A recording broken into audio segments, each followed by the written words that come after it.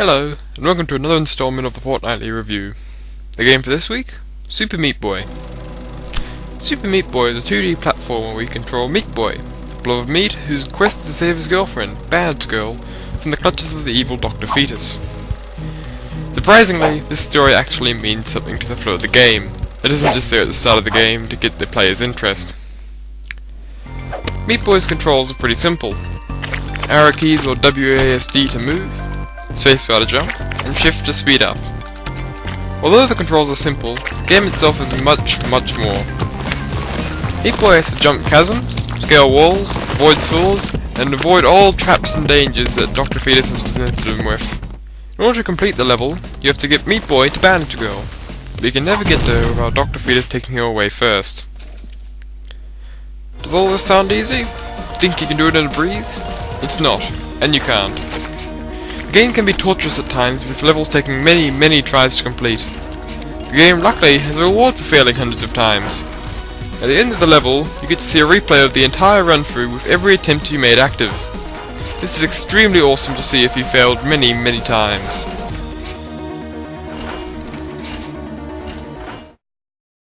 While going through the levels, you can look out for two hidden bonuses: bandages, which are collectibles that allow you to unlock bonus characters, and warp zones.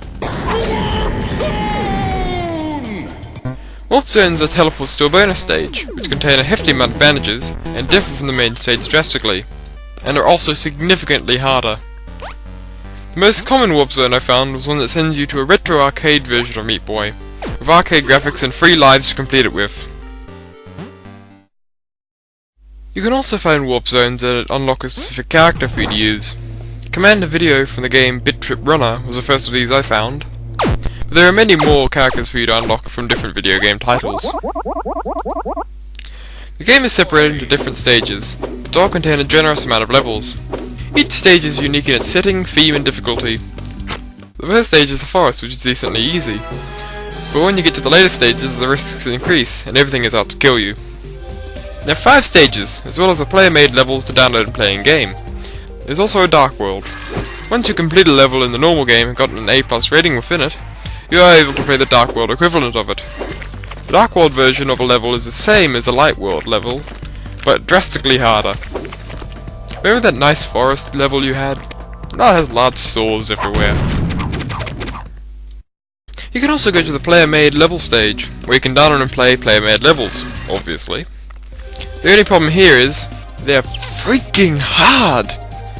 I mean, I understand that the game is meant to be hard, spoiler, it is, but these levels are the rip your hair out hard.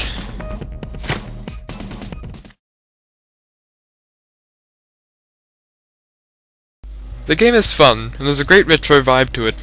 The characters are all whimsical, the story isn't pointless, and a good few laughs were had.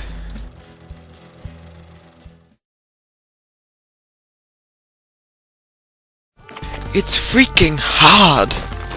It isn't for those who like their games to be easy or straightforward. This game will kick you when you're down.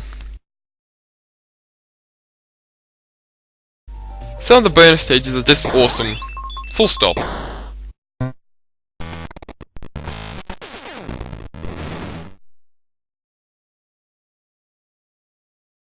A fun game with a nice art style, characters, bonus levels, and of course a retro feel.